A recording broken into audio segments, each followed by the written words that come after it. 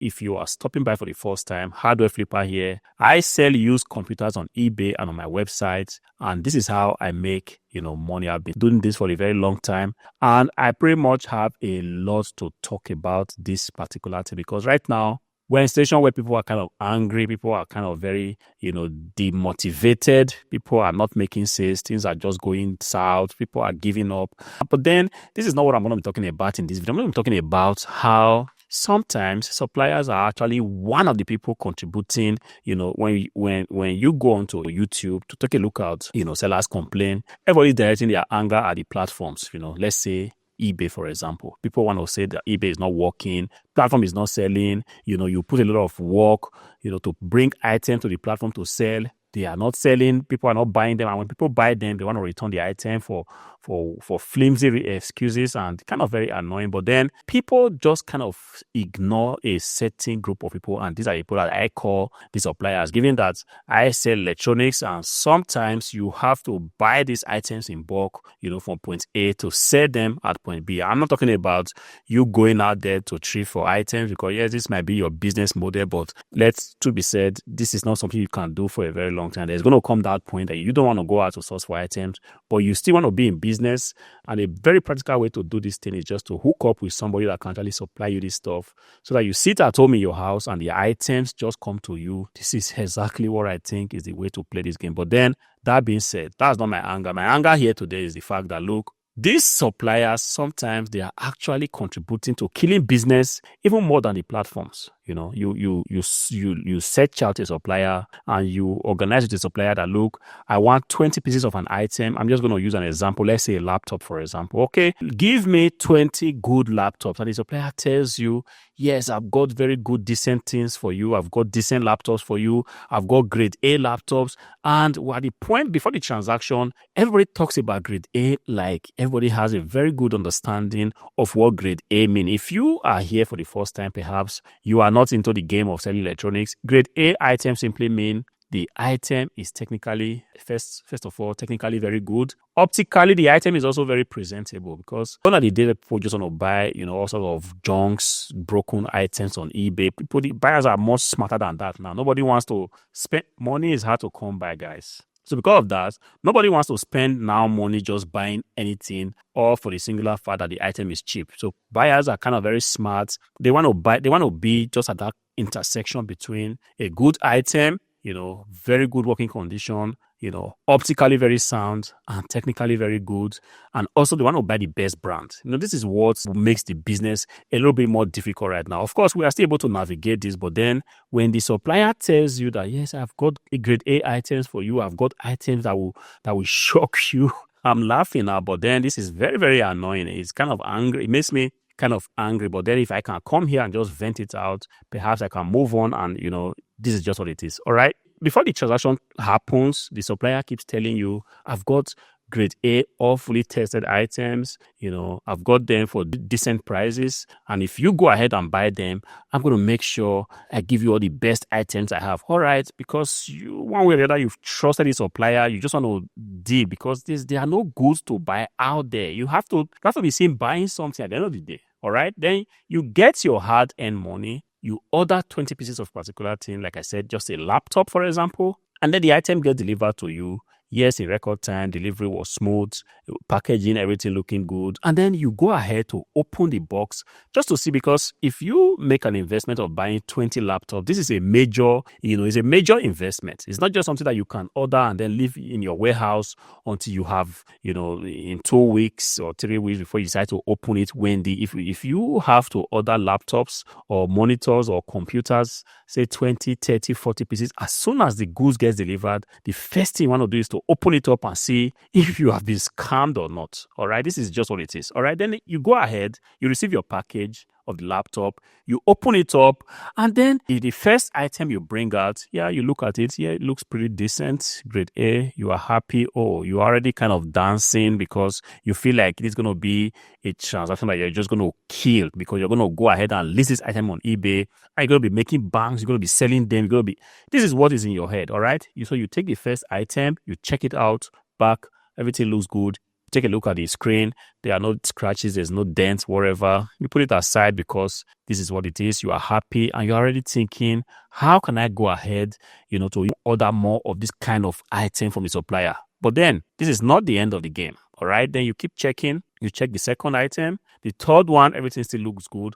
But then on the fourth laptop, you already see an annoying scratch that want to makes you, throw up. Because if you sell laptops, understand that, look, people are very sensitive to scratches on the screen. Doesn't matter how cheap it is. People are very sensitive to certain things. If the top surface of the laptop is not as looking a little bit presentable, nobody's going to buy it from you except you're going to sell it at a very rock bottom price. And if you're going to be selling it for €10 or $10, how are you going to make profit from these things? All right. So you check the first 3 laptops, everything looks good. Then the fourth laptop already shows you that, look, if you are not careful, you're not going to make profit from this transaction. But then you are saying to yourself, this is just one. Perhaps the others are going to be very good. And then you keep checking. Long story short, after checking through 20 pieces of laptops, you realize that 4 pieces of these laptops are actually not in the best condition. They are not in the grade A condition that was agreed upon before the transaction took place. And this is very, very annoying. It kind of makes me sick. And, this is not this is the first time I'll be thinking, okay, perhaps this is just an oversight. It's pretty much across all suppliers. It's just like the suppliers have a way of just doing this, that, look, they give you 10 good items or 20 good items, but in that 20 good items, it's going to be like 1, 2, or 3 that's going to cut off that transaction. If you are not careful, if you do not know what you are doing, you might have to struggle to actually turn off a profit from that transaction because of those 3 or 4 defective or not so presentable item in the bulk. And this is exactly where the problem. I'm just asking myself, is it that the suppliers do not understand that these retailers, for those of us that sell on eBay, we are not so big businesses that can just, take a lot of shocks. We don't have this kind of allowance to actually just go ahead, buy 20 laptops and then take out 4 defective ones or, 4 really scratched ones and just take it aside and still make a profit. The profit line on this transaction is already very slim. And any attempt for 1 or 2 defective items to be in the particular box, a particular order, can go ahead to ruin the whole transaction if you're not careful. Even though electronics being what it is, you can still go ahead and sell them for parts. But the original intention was not to buy items that you will now bring and begin to break up and sell for parts. Say the DVD writer, say the RAM. This is just extra work. And I kind of feel like, why do these suppliers just do this? And I can tell you for free that a lot of small businesses are suffering this problem.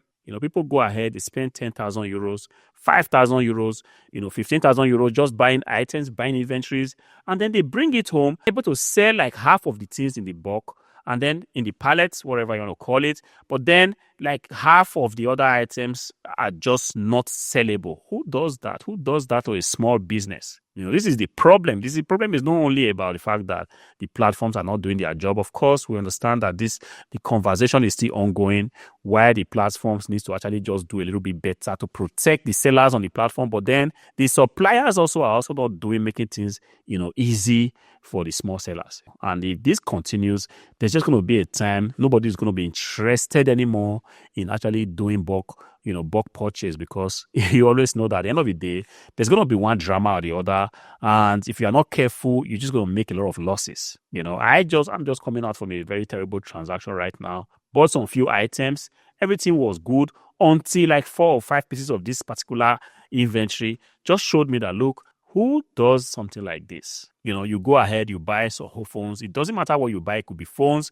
It could be tablets. There's always going to be this one nasty, move from the supplier. And if you are not careful, it just has a way of just, destroying all your plans. It could be that you have bought phones. You could have bought phones like this, 20, 30 pieces, and everything looks good until you check through all of them and realize that 4 or 5 pieces of these phones actually have, some password, and nobody knows this password. It could be a laptop that has a BIOS password. It could just be a PC that has, expensive PCs. The processor is defective, or not like totally defective, but processor just has some kind of error, there might be just an error coming from the main board, and you reach out to the supplier, understand that because the price is already very cheap, you have very, very, not the best conditions for returns. Sometimes the returns are just limited to like 1 week.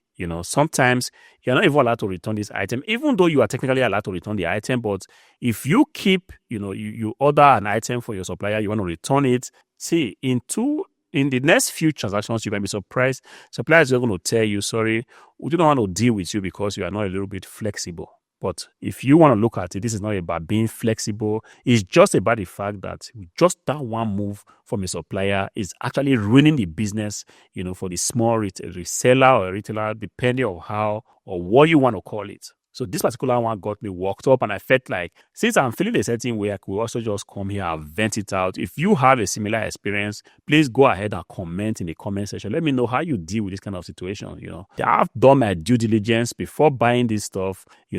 I actually go ahead to ask suppliers, look, give me a detailed breakdown of the conditions of these items. And they really do tell you that everything is looking good. And because there's also this thing that happens, the optical condition of an item is highly, highly subjective. Somebody tells you that, look, this can actually pass out for a grade A item, and then it comes around and says, no, this is a grade A minus, and the other person says, no, this is grade A plus. At the end of the day, there's really not a standard measure of what the optical condition should be for it to be classified as grade A.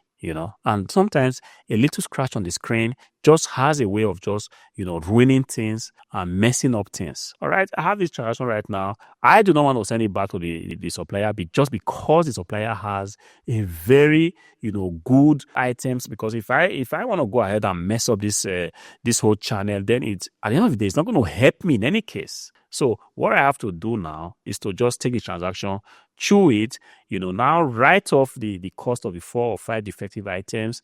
So at the end of the day, the thing that the price you thought the bargain you thought you were actually making because of those defective items, you have actually not made a very good bargain. If you're not careful, you might not be able to sell them and still turn up a profit. But luckily, because I've been doing this for quite a long time, there is always going to be a way. But for you out there, you are young reseller, you are kind of excited, you just want to, start to make money as soon as possible. Understand that this is a thing. Not every inventory or not everything that is a supplier tells you will ultimately be exactly the way it is. So what can you do in this situation? The one thing you can do, if you have the opportunity to physically go and inspect the item before buying them, please go ahead and do that. Of course, this is something that I should also have done, but the longer you play this game, the bigger you become. Sometimes time becomes highly of the essence. And sometimes you will not physically be able to go to all these locations to check out stuff.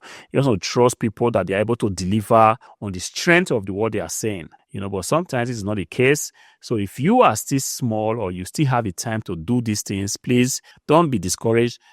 If you have to travel 20 kilometers, don't let it discourage you, because sometimes taking the heat of traveling 10, 20 kilometers, 30 kilometers just to inspect an item might just save you 2-3 months of trying to recover from a bad transaction. And look, I know what it means to have a bad transaction hanging on you. Sometimes it takes you 4-5 months, and if you're not careful, it might wipe out your profit for a year if you are not careful. And this game, selling electronics, believe me, people are not smiling. People understand that, look, the money is to be made in the electronics category, point blank.